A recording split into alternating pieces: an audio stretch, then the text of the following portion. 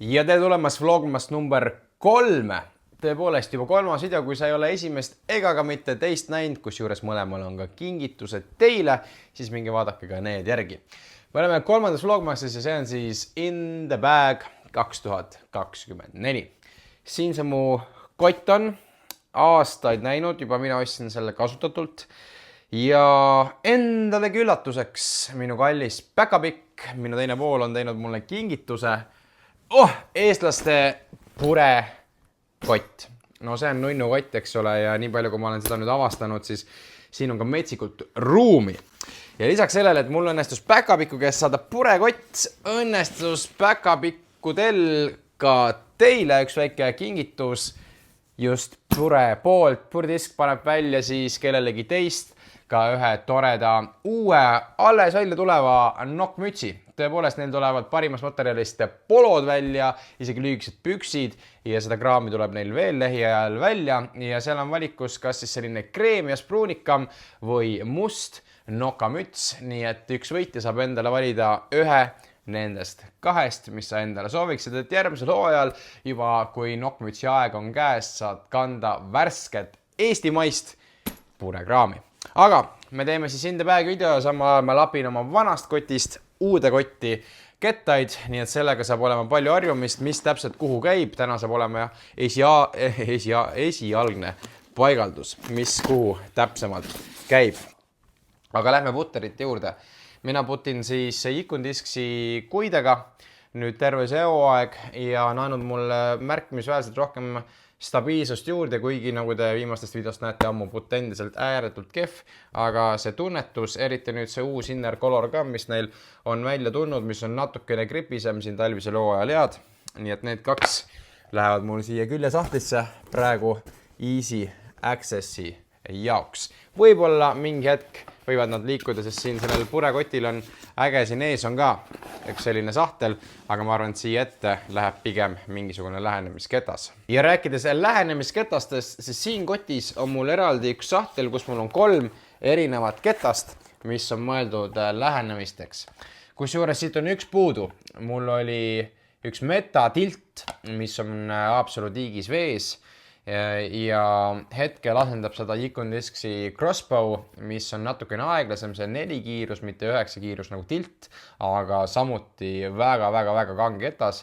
Hetkel asendab see seda ja tilti või sellist ketast ma kasutan selliste taeva peaaegu nagu granaatviseteks, aga ma viskan tavalise fängripiga neid üles lakke, ütleme kuni 75 meetrit, kui mul on palju ruumi, siis on hea mugav lihtsalt lakke ja ma tean, et kuskil 70-75 on minu lagi ja sinna korvi kõrvale või lähedus seda ilmselt võiks kukkuda.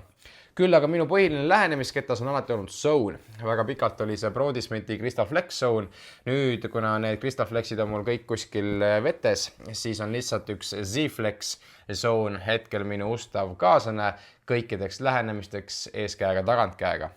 Ja viimasena Ikuni poolt on ka Hammer ja nii nagu viimastes videodes olete nüüd juba näinud või siis kes vaatavad mu TikToki ka, seal olete seda rohkem näinud.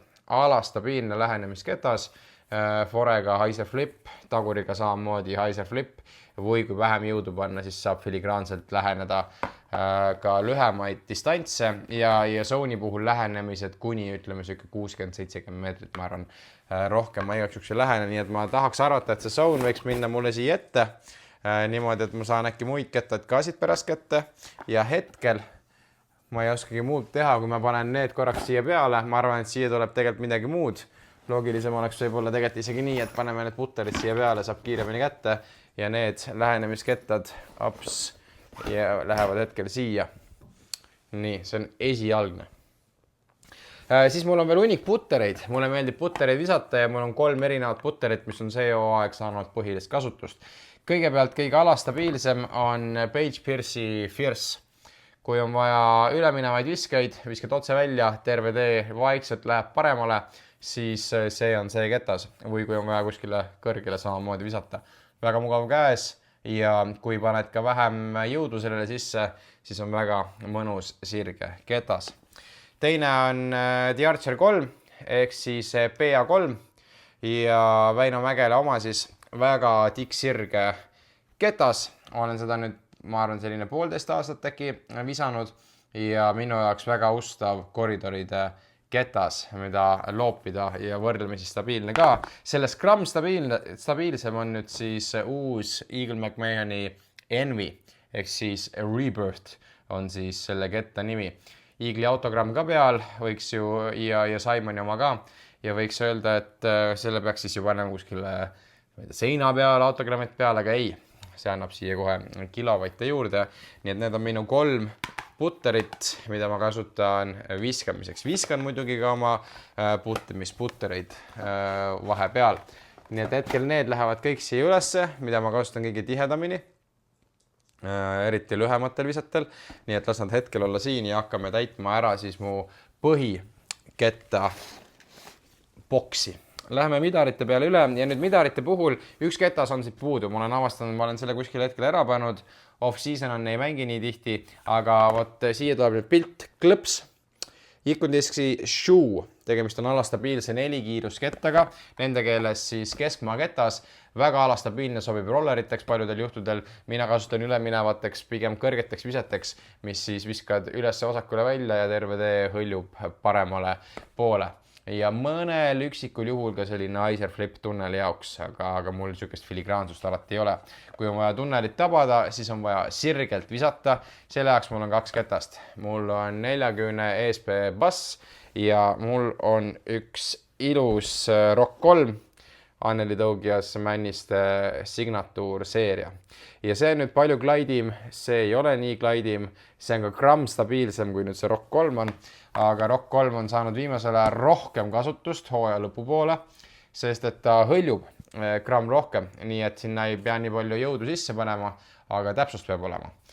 Natukene rohkem see bass võib-olla andestab, aga siia saab ka gramm rohkem jõudu sisse panna ilma, et hakkaks mul üle minema. Nii et see õrn vahe nendel sirgetel midaritel mul on, et see on grammike lihtsalt alastabiilsem. Ja nüüd hooaja teises pooles mul oli neid erinevaid asju, mida ma siin, tegelikult on üks midar veel, mis ma olen kasutanud. Proovisin MD4 pikalt, aga nüüd see Isaac Robinsoni Archive on see, mis on hetkel jäänud mulle kotti, sest see on kindlalt stabiilne keskmaa ketas.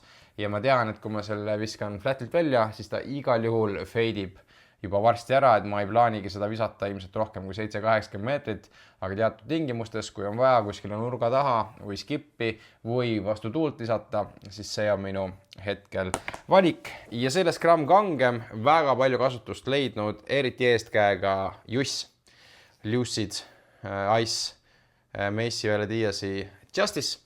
Ja see on tõesti mul väga palju tööd saanud, nii eestkäega kui tagantkäega, eeskäega muidugi rohkem, kui on vaja väga tugevalt forega visata tuulde või backeriga mingid sellised skip-shotid või ka natukene kõrgemale, et igal juhul see ketas tuleks tagasi. Väga usaldusväärne, alati ülestabiilne midar.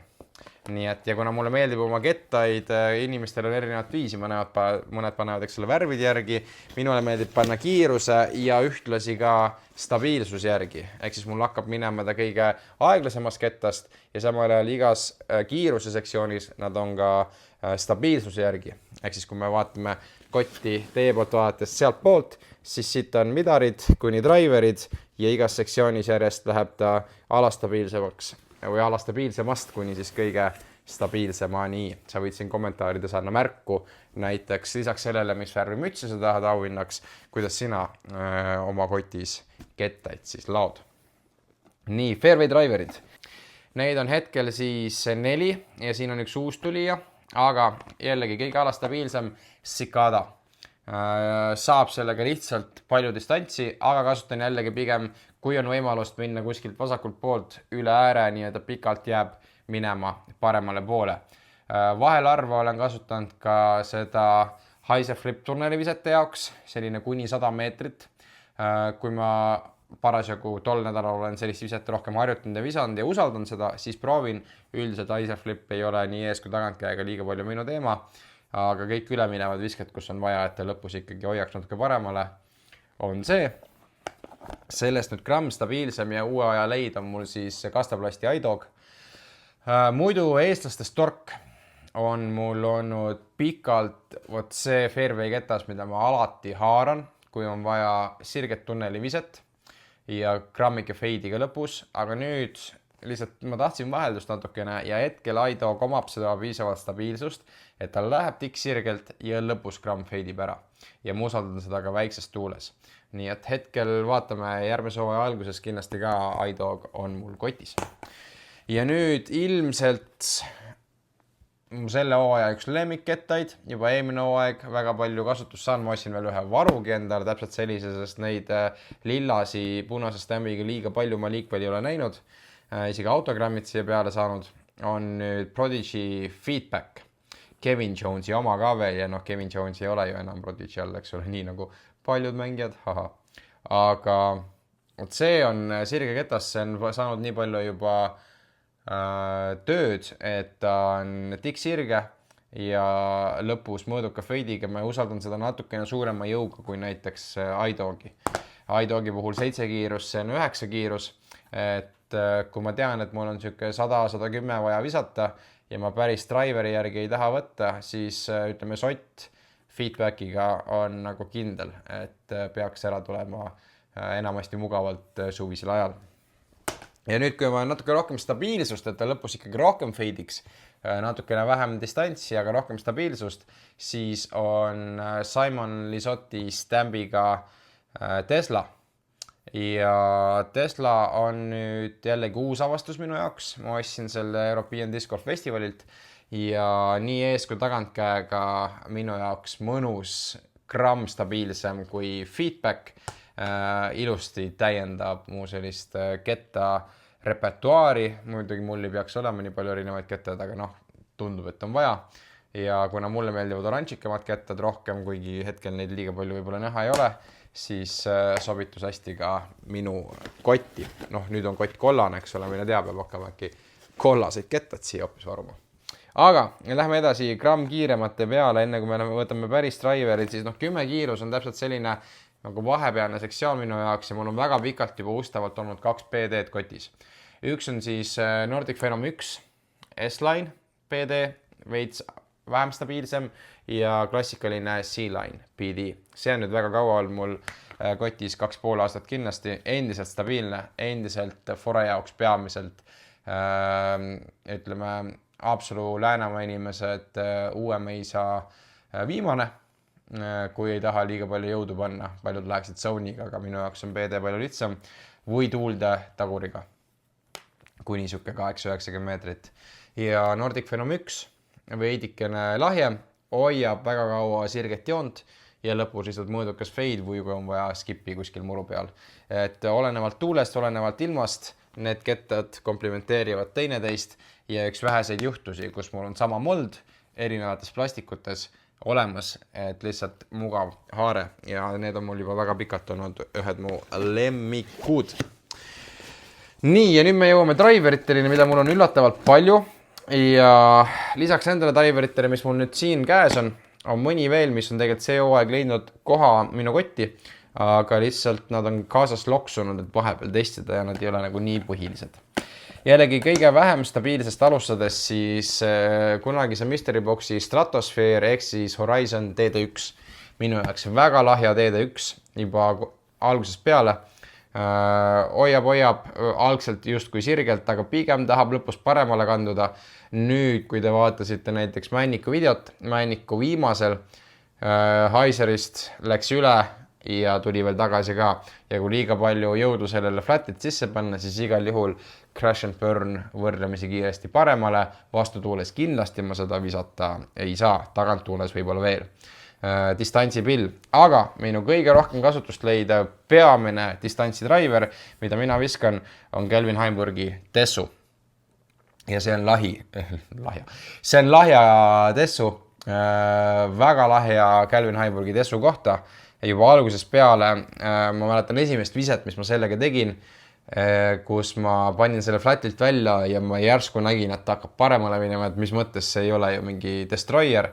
Aga nüüdseks tõesti, kui ma tahan proovida distantsi saada, siis ma surun ennast natukene rohkem mingit Heiserit viskama. Heiserit sirgeks kannab ja feidib lõpus tagasi. Kuna minu distantsi ei ole liiga suur, heal päeval siuke 115-120 meetrit, siis see on see, mille järgi ma haaran. Nüüd gramm kangem sellest on Nordic Phenom 3 ehk siis Niklas Antila DD3. Niklas Antila puhul mul siis lausa 2 ketast kotis, Nordic Phenom 1 ja Nordic Phenom 3. Ja see on nüüd stabiilsem kui see Tessu, ehk siis kui on tuult natuke rohkem vastutuult ja on vaja sellesse visata või eestkäega, näiteks Paliver teine mäest visata ülesse ja vaja rohkem jõudu panna, siis see on see ketas, mille järgi ma haaran. Aga nüüd näiteks jõuame mäetagusele. Ja kui on mäetagusel vaja visata kaugemale, usaldada, et sa viskad selle ketta OB-sse ja et ta lõpus tuleks tagasi ka vastutuules, siis on mul kotis 2 rive. Kristini oma, Silveri oma. Vastupidi. Kristini oma, Silveri oma. Ja Silveri, ma ei mäleta, kas see oli nüüd ta kõige esimene signatuurseeria, aga no ühesõnaga see on juba vana ketas mu kotis, kulunudki ja endiselt väga kuldketas, isegi läinud piisavalt lahjaks, et sellest saab rohkemat distantsi juba kätte, mitte päris nii palju nagu mu Tessu, aga seda ma usaldan võib-olla isegi kõige rohkem oma kotis välja arvatud fairway driverid, sest seda ma olen kõige kauem ka visanud. Ja nüüd see Kristini US Women's Disc Golf Champion ilus kuldne rive, see on just stabiilne rive võrreldes sellega. Nii et eeskäe jaoks, kui on rohkem jõudu vaja panna, kui on tuulisem ilm, igal juhul haaran selle rive järgi siis sellised 100-110 meetrit. Aga kui nüüd väga tuuline ilm ja tõesti on vaja mingit sellist ketast, et igal juhul tuleb see tagasi, võib-olla jääb gramm isegi liiga kangeks minu jaoks, siis on Icon Discsi DAE. Me alustame ja lõpetame Icon Discsi ketastega minu kotis, putterid ja isegi midaritest alustasime ja lõpetame kõige kangemaga 13.503, põhimõtteliselt samad numbrid, mis on rivel, aga seda on palju kangem. Ma olen ka Venomit proovinud, Venom oli ka mul mõnda aega nüüd kotis ja Venom nii kange ei olnud. Ja kuna mul selle ketta rimmi suurus, ta on natukene suurem kui rive, ei ole kõige mugavam käes ja ma vahepeal proovin ka power gripi kasutada, mida ma muidu ei kasuta, siis ma pigem eelistan selle ketta viskamist eeskäega, aga teatud juhtudel kasutan seda ka ikkagi tagant käega, jällegi läänastele lihtne öelda Paliver esimene, Uuemõisa 15 näiteks, kui on vaja minna üle OB kõrgelt tsükke 100-meetrine vise, siis see on see ketas. Vot nii, ja nüüd need peaksid mahtuma ka kenasti siia kotti. Väga hästi ja näete ka, siin on veel natukene ruumi isegi üle, mõni ketas mahub siia veel, aga mitte ka liiga palju ei taha, et nad siin oleks väga kramplikult. Ja siit eest mulle tundub, et ma saangi jätta sauni jaoks ka kenasti koha, väga mõnus, ma saan siit kohe arata kõmm väike fore sauniga see siia tagasi ja ülevalt saan arata oma puttereid ja külje pealt võib-olla vaatan, siia saab mingit varu panna endale, võib-olla mõne driveri veel, samas võib see ka tühjaks jääda, kuskile on vaja panna ja igast muu nidinädi ka. Kuhu need nidinädi nüüd siia panna? See on hea küsimus. Mul on 2 erinevat markerit, üks on minu enda logoga Glow marker ja teine on siis Eesti Disc Golfi Liidu minimarker. Ja siin on üks mõnus küljesahtel sellega olemas, siin on üks Velcro ka, nii et ma arvan, et teoorias siia samma Velcroga sahtlisse sobib väga hästi 1 või 2 markerit. Ma ei tea, mis patchi ma siia peale panen, ma ei ole kunagi väga selline patchi mees olnud. Samas siin teisel pool on mõnus selline lukuga taskuga, siia saaks mugavalt, ma arvan, telefoni pigem panna. Samas siin ka lukuga tasku, kas see on sama sügav, testime kohe ära, on. Nii et telefoni siia ei lähe, siia läheb tulevikus telefon ja siia läksid minimarkerid praegu. Ja kui me selle lahti teeme, siis purel on selline mõnus asi, et siin käivad kaasas sellised eemaldatavad taskulisad ja ma ei hakka seda täiesti välja tõmbama, muidu on täiesti tavaline tühi sahtel, kuhu saad panna, eks ole, kettad, aga siin on selline kaheosaline, millel keskel ka vahesein käib küljest ära, mille sa saad siia kenasti stabiilselt sisse suruda. Ja siis ta istub kenasti sul siin kotis, siin on väike puresilt ka kenasti näha, kui sa selle lahti teed ja siia sa saad panna näiteks mingisuguse joogitopsi ja teise midagi suuremat. Näiteks mul on siin üks rätik ja see rätik sobiks näiteks väga hästi siia ühte sahtlisse niimoodi, et siia kõrvale mahub väga hästi veel ära ka joogipudel näiteks. Ja neid asju kindlasti, mis siia kotti peaksid tulema, on veel. Mulle meeldib ka see, et siin on sahtites olemas täitsa eraldi, no näiteks siin mõlemal pool käib küljesahtel lahti. Näitame teile niipidi ka.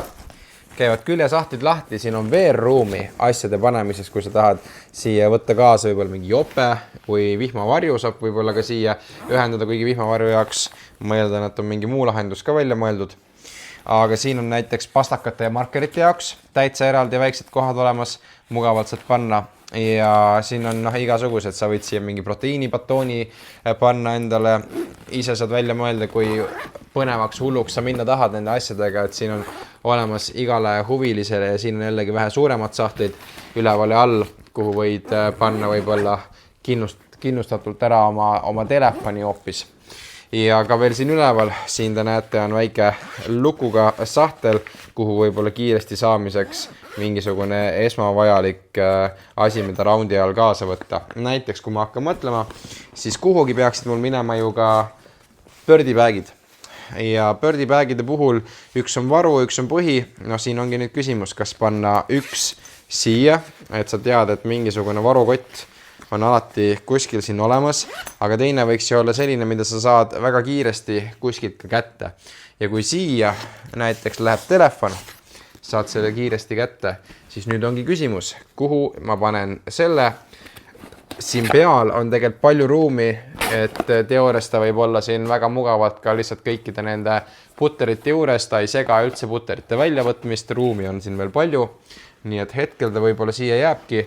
Ma ei näe hetkel kohe esimest kohta, mis mul plahvataks sellega, et ma tahan panna sinna pördipäägi välja aetud see varu, mis siin on. Ja viimase asjana, mis siin kotis põnev on muidugi see ka, et siin taga on selline läpaka sahtel, mis käib tagant lahti, saad oma selja peale, kui lähed näiteks reisile, saad võtta ka läpaka kaasa. Hetkel sellest kotist kõik hooaja jooksul kindlasti tuleb sinna manti veel sisse, nagu näiteks markerid ja asjad, mis mul praegu siia sisse ei tule. Nii et aitäh sulle, et sa vaatasid seda videot. Aitäh Pürdiskile, et te panite ka väikese auhinna välja.